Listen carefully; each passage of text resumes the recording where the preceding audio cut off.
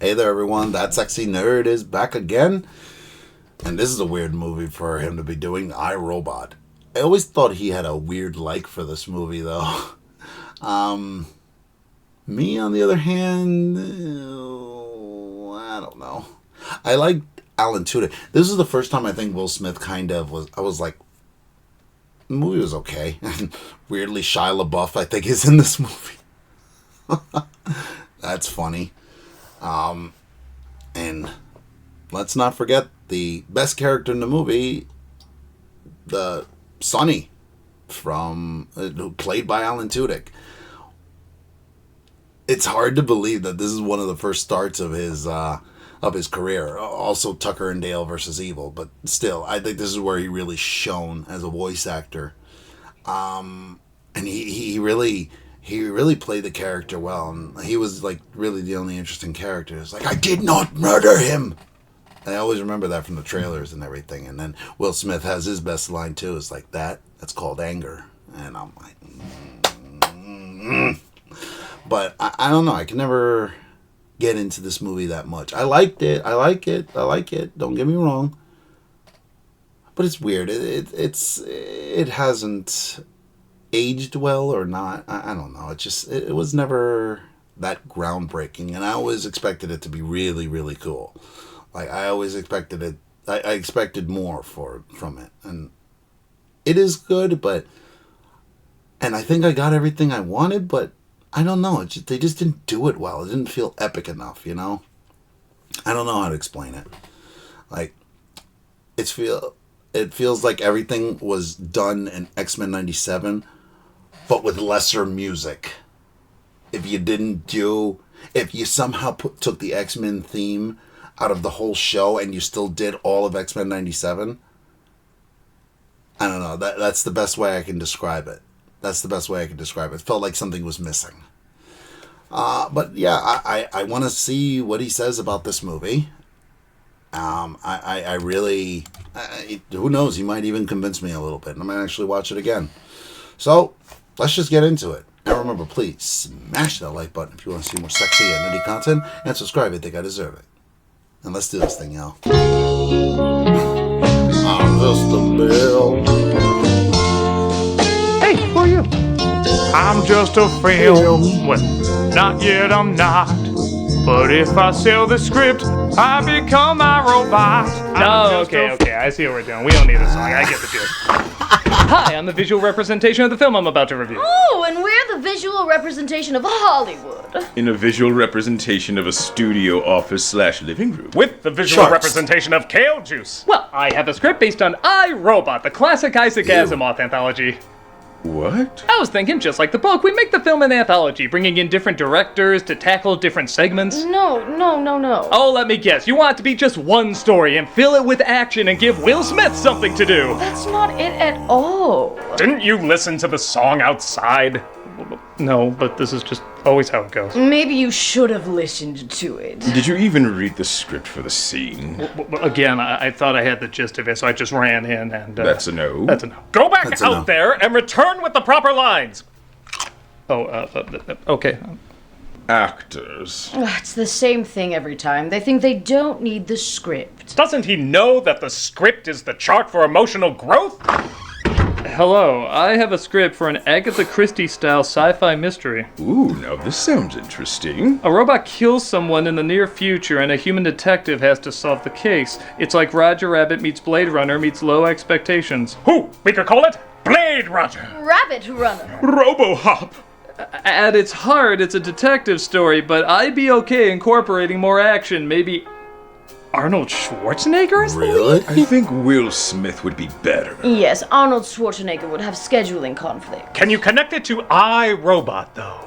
What? Yes, I randomly want to make this iRobot. Really randomly. No, this can't be how it all went down. I What? don't even want it to be that much like iRobot. Just the title and a few lines. I'm gonna Wikipedia this. And while we're on the subject of random things, how about the writer for Batman and Robin? Love it! Oh my god, this is exactly how it happened. And why don't we get... That was what was missing. That was what was wrong with this movie. That all makes sense now. The director of The Crow and Dark City. Oh, only if we force him to make it nothing like The Crow and Dark City. I'm very confused. We're very rich. And we'd like to keep it that way, so go make us more money. Spit spot. Well, why would... You know, if these people want to be rich, why don't they just make good movies then? Constantly have people keep coming back? Or do they make bad movies on purpose so... Actually, yeah, I guess so. Just stop eating your Doritos. Stay. So yeah, the making of this film was actually weirder than the film itself. Sounds like it. Released in 2004, iRobot was a big hit at the box office, but mostly got mixed reactions from critics and audiences. At least, I thought it did. It looks like a lot of people grew to like this movie, but man, that wasn't the consensus when it first came out. Everyone I knew said it wasn't bad, it was just there. Yeah. 20 years later, it's not really a film people talk about, which is strange because it's based on a classic collection of sci-fi stories. Except, it wasn't. It was written as a detective film called Hardwire, and then, for whatever reason, the studio said, hey, let's make it iRobot. Because, movie. They threw in a few extra bits, like the 3 laws of robotics, but basically just told the story the original script had. Why does Hardwire sound like a better title for this movie? You know what it sounds like, though? It sounds like more a B movie, you know? It sounds like a cult classic B movie, you know? Director Alex Proyas said the movie was micromanaged to a point where nothing about what he liked about the story was recognizable. And man, does that feel right, because this is the most generic, by the book, without actually being by the book, detective with prejudice story to ever 2004 and 2004. So, how does film go from a new idea to an old idea to a forgettable idea? Well, let's take a gander. I like some of those scenes. This though. is... Hey, I got an idea. What? Your idea. Brilliant! iRobot. The film opens so desperate to convince you it's the book, it just starts reading the book. Yeah, Law 4, if this is your first night, you have to robot. We're introduced to Detective Spooner, played by Will Smith, clearly having just finished shooting Ali. Even down to he takes obvious sports sponsorships. Yeah, clearly after shooting Ali. 3 years later, you mean? Thing of beauty. All-Star. iRobot, you fine. Why isn't that a commercial? Only 11 years to go, folks. How we doing on those self-driving cars? Yeah, and the robots? The latest one. Oh! That one's yours. Oh, and our Shia LaBeouf technology hasn't improved either. I got this fine-ass little yummy. I mean, she is complete and agreeable. I mean, ass-high spankable. Go home. Okay, that's strike one, Spoon. There's 2 mentally sound people right there. Oh, and how many shits do they care about subtly working in the product placement in this? To be fair, Will Smith is more mentally sound. Shia LaBeouf is just a freaking lunatic. And I love him for it. To be fair, I never really hated Shia LaBeouf. I think he honestly should have more... He's honestly an underrated actor. Like, you ever watch the recreation of Fast Times at Ridgemont High, where they got all these major actors to come in? It was during COVID. He was fantastic as the stoner. I forgot his name, but it's Sean Penn's character. He's like, whoa, awesome, totally awesome. What is that on your feet? Converse All-Stars, vintage 2004. 2004, huh? So literally, audience, if you go buy these shoes right now, Will Smith, 31 years from now, will think they're cool. Of course, the question will be if Will Smith thinking they're cool actually makes him cool by that point. Of course, the question... I mean, are you telling me that in 2035, they're not going to try and sell those shoes? I mean, come on. Will be if Will Smith thinking they're cool actually makes him cool by that point. Oh, that's hot. That's hot. I've seen on TV they're giving away some of them new robots in the lottery. Do they have 2004 All-Stars? Homicide, Spooner. Spooner's told there's been a suspicious death. The inventor of these robots named Dr. Lanning, played by Jane Cromwell's hologram cameo app. Is there something you want to tell me? You must ask the right questions. Yeah, apparently you can interview dead people if you have the right questions. I assume lawyers just lump that into the last will and testament meeting. Leave everything to my family, have me buried in Nebraska, and throw in some riddles from Labyrinth if anyone wants to talk to my ghost answering machine. Also, what the is the point of the police then? Or at least detectives? Something you want to say to me? You must ask the right questions. Why did you call me? You must ask the right questions. Why would you kill yourself? That, detective, is the right question. Do Really? you have the right answer? No, I do not. He talks to the cowboy from Fallout who runs USR, the company that manufactures the robots, and thinks the doctor's death was a suicide. Okay. I'm sorry to keep harping and saying these side comments, but if he asked the right question, shouldn't he have given them the answer? But no, it's too early in the movie for the right answer. That's really dumb. Apparently this one was programmed to call you upon a suicide. Bruce Greenwood. Death. Yeah, suicide is a type of death, detective. He nodded like you legit didn't know that. Lawrence told me to accommodate you in any way possible. Can we get better keying? I feel like we should be talking about gun ducks. Authorized entry. This is where I keep all my Dr. Evil wardrobe. And this is Dr. Calvin, played by Bridget Moynihan, who makes the robots seem more human. But Spooner thinks that could extend to murder.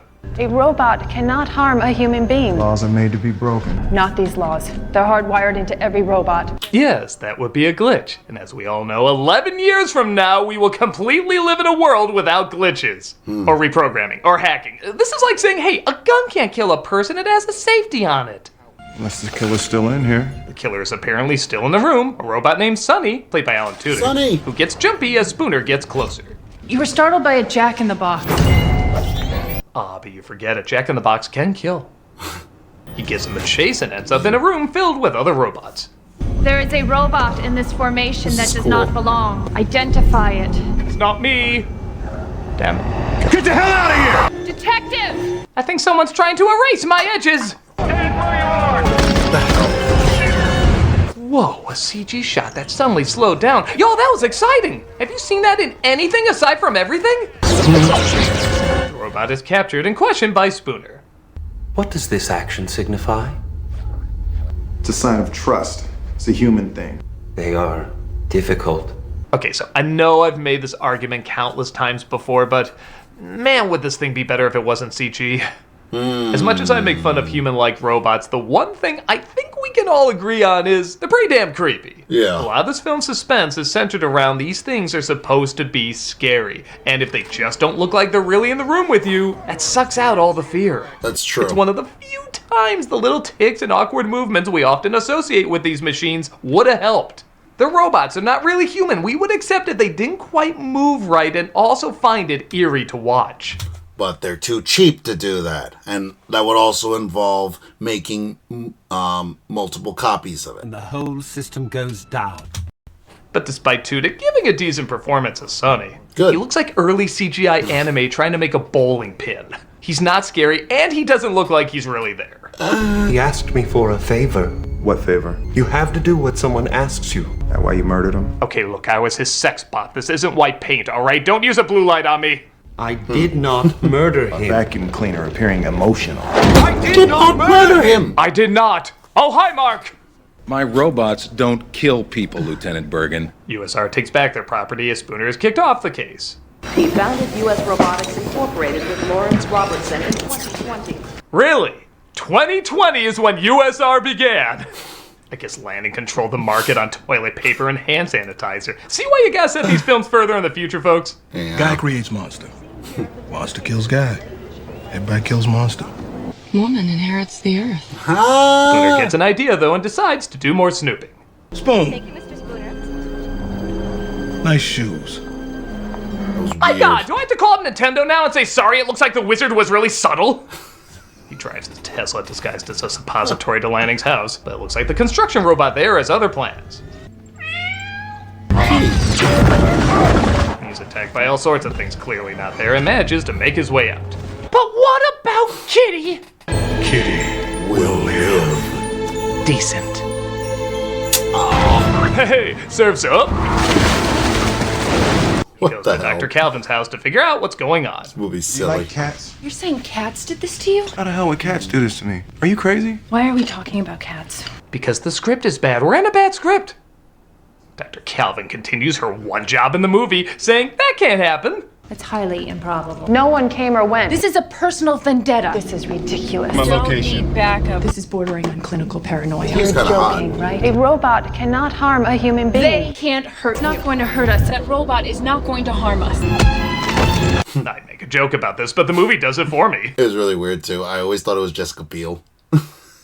I always thought it was Jessica Biel for the longest time. You are the dumbest, smart person I have ever met in my life. He's not Title wrong. of every Elon Musk interview. Everyone's robots are being No, replaced with he's an updated idiot. NS5s. Which, after the creator apparently very publicly committed suicide, I wouldn't push that back either. Oh my god, they can hug! That is very applaud-worthy! I'm glad to see you again, Dr. Calvin. They are going to kill me, aren't they? You're scheduled to be decommissioned. 2200 tomorrow. You know, a major problem with a movie called I, Robot is that the robots don't have much of an identity. Yeah, there's the 3 laws and they say a whole bunch of stuff about them, but I don't get a feel for what these things are really like. Compare them to something like The Terminator or Data, where, yes, they blur the line of how robotic and how human they are, but I still know what kind of reaction they're going to give to most things. I have no idea what's a normal reaction for these machines. When Calvin looks over Sonny and says he's going to be decommissioned, he says, I think it would be better not to die. Is that a look of sadness because he said that, or one of shock because she didn't know he could say that? The rules are laid out, but the identity of these robots and how they work in this world is still vague. So it's hard to make a connection or be frightened by them. And again, as shown in this action sequence where Spooner is attacked, I'm just not scared of something that looks like a half-rendered scene from the movie Robots. Fine.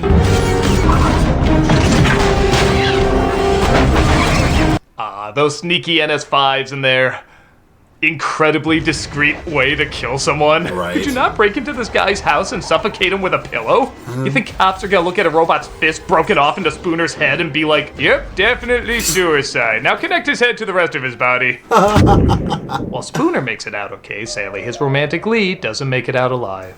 Oh, not Dr. Calvin, obviously. I'm referring to... Oh, okay. A moment of silence. While you run out and get those shoes. Naturally, nobody believes Spooner that the robot's attacked, and bet you never saw this in a cop movie. The Sarge takes his badge. Give me a badge. You're making me do this. Give me your badge. You're being demoted to whatever job that cat had in Last Action Hero. Still gonna be desk Calvin job. starts to believe Spooner, though, and finds out why he has such a hatred of robots. It goes back years ago when he and another car with a kid in it got into a crash. This was hers. So your name's not Sarah Spooner. A robot saves him, but not the kid, because there was more of a chance he would survive. It's okay! I have waterproof 2004 All-Stars, so at least the feet on my corpse will look Spooner thinks landing programmed Sonny to break the 3 laws and also kill him. But he also left dreams in his head to lead to the answer why. I see you remain suspicious of me, Detective. I had hoped you would come to think of me as your friend. We've had so many friendly moments together, like... And... I guess that's it. Yeah, seriously. This is my dream. This is the place where robots meet. You can see them here as slaves, and this man on the hill comes to free them. The man in the dream is you. Wow, they literally gave away the ending, but okay. I also had a dream Soylent Green is people. Know what that's about? It is not me. It is you. Ah, that's their way around it. Say Darth Vader is Luke's father, then say, no he isn't, but then later say, yes he is! The twist is there were no take-backsies. Oh. They go talk to the CEO, who isn't giving them the answers they want. We look to robots for protection. I'm sorry, I'm allergic to bullshit. Hey, let's just be clear. You are not allergic to bullshit. Dr. Calvin agrees to destroy Sonny to save the company, and wow, the way they're shooting this, I bet she's really gonna do it. Doesn't feel like a fake out at all. Remember, no take-backsies. What is that? Microscopic robots, designed to wipe out artificial synapses. Nanobots? Will it hurt? I don't know. Can you feel pain? If so, why do we give you that? Of course, she switches him out with another one to keep him safe, but Spooner stumbles across all the old robots being destroyed by the new ones. Run! even know if that's meant to be funny, but it's pretty funny. Why? Roger! So all the robots start turning against the humans. Move now. I'm going to service. Jesus cannot save you. You're a Scientologist now. A curfew is in effect. Please return to your homes. I'll give the movie this. That was an hour 20 without Shia LaBeouf. I kind of want to give it an award for that. Stop yourself. I'll give you 2 awards if you punch him again. Stop! Nah, I'll just do it myself. The little things. They make their way to USR to figure out how to get in without being noticed. Service areas. No surveillance. Really? Because time equals out to maybe a minute? Great payoff, huh? Agatha Christie would be proud. It'd be like murder on the Orient Express if you saw all the suspects just pass by for a second on a railroad crossing. You charge us with your safekeeping, yet your countries wage wars. You toxify your earth and pursue ever more imaginative means of self-destruction. Not wrong. Who's the real monster here? It's always us. It is. Gee, I wonder if this was made in the W years. To ensure your future, some freedoms must be surrendered. But you forgot. Sonny seems to switch sides, but it does lead to one of the few cool moments in the film. I would prefer not to kill Dr. Calvin. Yeah. That was my God. It was all bluff to trick Vicky, and for as bland and forgettable so much of the visual style is, it does come to life a little bit in the climax. It does. Again, none of it looks real, but it does occasionally have a shot that has some real energy and creativity to it. My logic is undeniable. You have so got to die. They eventually destroy Vicky, the day is saved, the Blue Angel salute, I guess, and all the robots are back to normal. You know, that line would have been cooler, you have so got to die, if Vicky was more of a presence in the movie, and then when her evil self is revealed, it's more impactful. I don't know. All as the good doctor predicted? His suicide was the only message he could send to you. Lanning was counting on my prejudice to lead me right to you. So, prejudice works?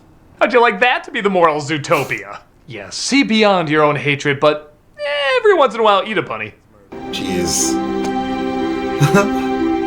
Are you making a pass? Proceed as instructed. The robots are placed where the previous obsolete machines were, and, of course, Sonny is there to show them the way. All right, let's get this uprising started. Seriously. And that was iRobot. A good idea is in there somewhere, but ironically, it wasn't human enough. When you really break down the story, there are some nuggets of concept. There are. If you told me the director of Dark City was going to bring it to life, I would say that'd be a brilliant choice. However, this feels like a movie that, like the director said, got micromanaged by charts, focus groups, and uninspired choices. It's not an awful movie, it's not even really that bad, it just doesn't stand out at all. It's like oatmeal on a rice cake. It's not terrible, but it's clearly not good. If the detective cliches work to enhance the film noir style rather than just check it off like a to-do list, maybe there could have been a great movie here. As is, there's nothing to despise in this, but it simply comes across as, you guessed it, soulless. Too robotic. Or, okay, fine. What? Congratulations, Nostalgia Critic. You went an entire review without making one Will Smith slap joke. Oh my god, thank you so much. This is a nutcracker. Don't spend it all in one place. This is my life. Nice shoes. Nice shoes. To be fair, sometimes people do give nutcrackers for weird reasons. This is a nutcracker. I don't know why that made me laugh so much. That happened. It's a bland ass movie, isn't it? But yeah, I really wish it could have been better. Imagine if you made that movie with based on the book, more based on the books, like iRobot. It would have been really good. I remember people were talking about that concept too. It's like how deep it would have been, how much, was it going to be a franchise? But no, it didn't succeed because they told a boring ass story and they cut it up, and apparently there were too many cooks in the kitchen to make a simple movie or not a simple movie, but yeah, I agree with everything that he said. If they looked more realistic, they probably would be more memorable. But, you know, laziness. I mean, as if they didn't already have Will Smith in there. But, yeah, they already probably spent most of their money on Will Smith, so they're like, oh, we're not going to spend any more. Stupid. But what did you guys think? I'd love to know in the comments below. Please smash that like button if you want to see more sexy and witty content, and subscribe if you think I deserve it. And I'll see you on the next episode.